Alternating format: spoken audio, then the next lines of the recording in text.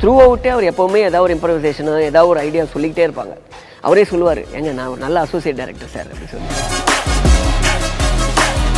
Cooling glass ஒரு box ஃபுல்லாக cooling glass எடுத்துகிட்டு வராங்க. சன் கிளாஸ் எடுத்துகிட்டு வந்து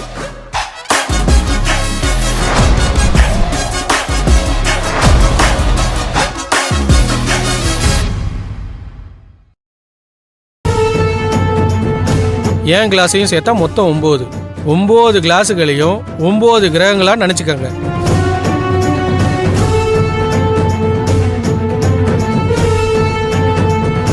இந்த கப்பு சூரிய கிரகம், இந்த கப்பு சந்திர கிரகம். இப்போ இந்த சூரிய கிரகம் இருக்க, சூரிய கிரகம் 1வது இடத்துல இருந்து 2வது இடத்துக்கு வர்றப்ப சுக்கிர கிரகம் 4வது இடத்துல இருந்து 6வது இடத்துக்கு மாறும். இந்த சனி பகவான் என்ன பண்றான், 8வது இடத்துல இருந்து 3வது இடத்துக்கு வரான்.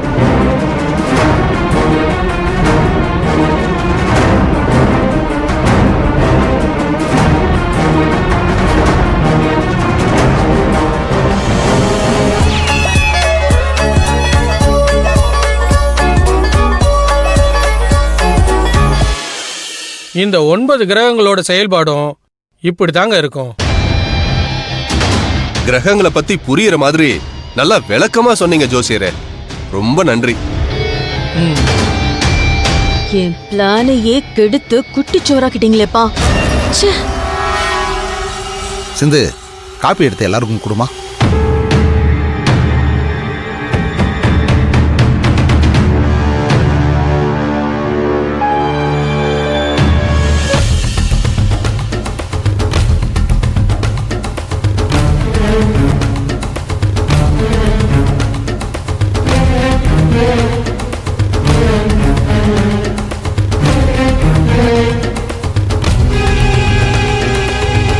ஐயோ, இந்த ஜோசியக்காரன் காஃபி டம்ளரை மாத்தி மாத்தி வச்சதுல பேதி மாத்திரை கலந்த காஃபி இப்ப எதுன்னு தெரியலையே.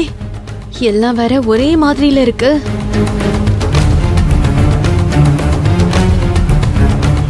பூர்ணி, இந்த காஃபி எடுத்துக்கோ.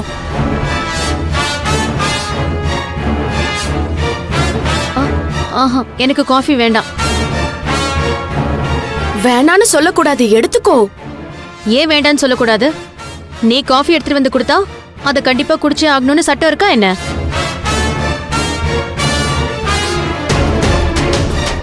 அப்படி சட்டம் இருக்கா இல்லையான்னு எனக்கு தெரியாது.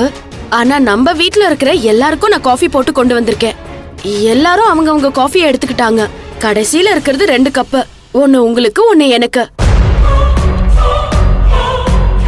நீ கண்டிப்பா காஃபியை குடிச்சுதான் ஆகணும். நீ என்ன சொன்னாலும் சரி, நான் குடிக்க மாட்டேன். எடுத்துட்டு போ.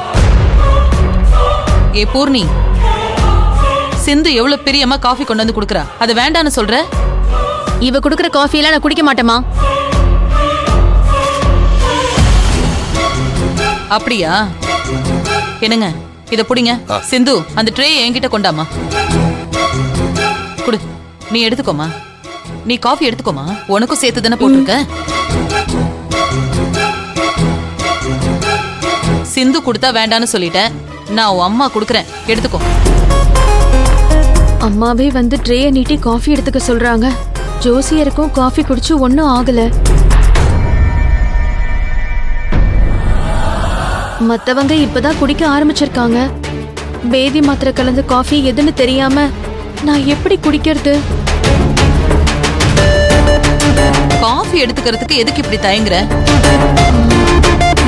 இல்லம்மா, இது தயக்கம் இல்லம்மா,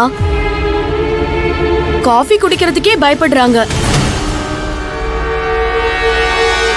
எனக்கு என்னமோ அவங்க காஃபில ஏதாவது கலந்திருப்பாங்களோன்னு சந்தேகமா இருக்கு.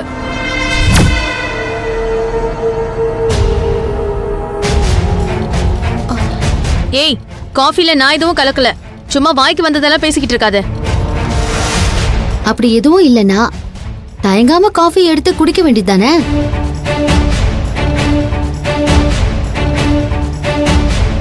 செவந்தி, யாருமே காஃபி குடிக்காதீங்க. நிச்சயம் இவங்க ஏதோ கலந்திருக்காங்க. ஏய், எல்லாருக்கும் நீ தானே காஃபி கொடுத்த, அதுல நான் என்ன கலந்திருப்பேன்னு சொல்ற? நான் போட்ட காஃபில எதுவுமே கலந்திருக்கிறதுக்கு வாய்ப்பில்லை, அது எனக்கும் தெரியும். ஆனா அத்தை ஜோசியருக்கு காஃபி போட போகும்போது நீ பின்னாடியே போன, எனக்கு அங்கதான் சந்தேகமா இருக்கு. அந்த காஃபில தான் நீ எதையோ கலந்திருக்க.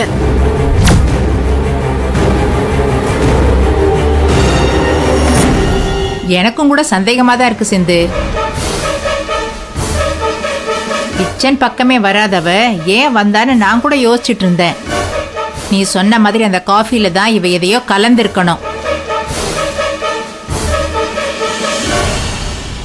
ஜோசியர் கிரகண நிலையெல்லாம் சொல்றப்ப காப்பி கப்பங்களை மாத்தி மாத்தி வைக்கும்போது அப்போ ஜோசியருக்கு வச்ச காப்பி எதுன்னு இவளுக்கு தெரியல. அதுக்கு பயந்துக்கிட்டு தான் இவ குடிக்க மாட்டேங்கிறா. ஐயோ, அத்தை கரெக்டா சொல்றாங்களே, அந்த காஃபில தான் நாம எதையோ கலந்திருக்கோன்னு.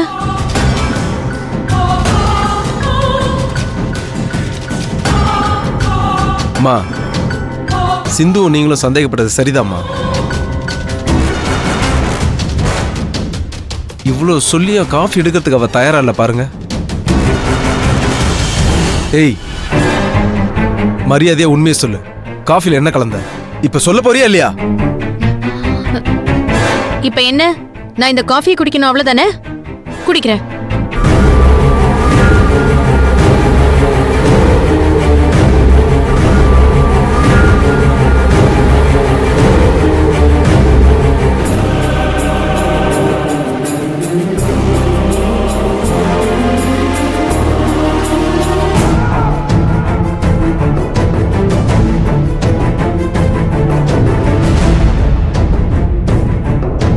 வேற வழியே இல்ல, குடிச்சுதான் ஆகணும். கடவுளே, நான் பேதி மருந்து கலந்த காஃபி இதுவா இருக்க கூடாது.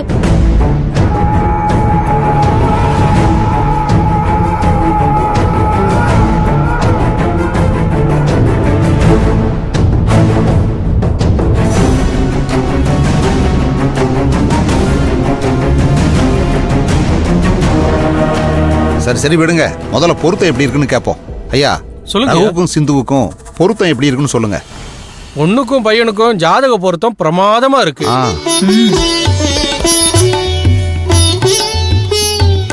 இவங்க 2 பேரும் வாழ்க்கையில ஒண்ணு சேர்ந்தாங்கன்னா குழந்தை பாக்கியத்தோடையும் இன்னும் செல்வ செழிப்போடையும் ரொம்ப நல்லா வாழ்வாங்க.